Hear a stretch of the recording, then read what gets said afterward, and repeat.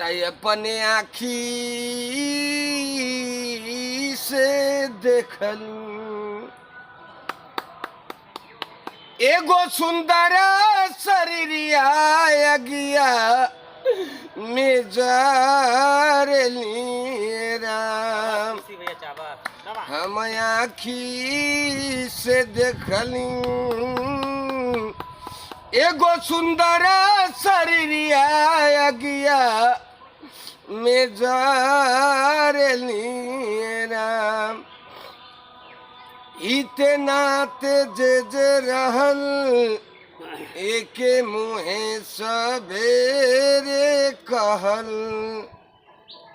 इते नाते जे जे रहल एके मुहे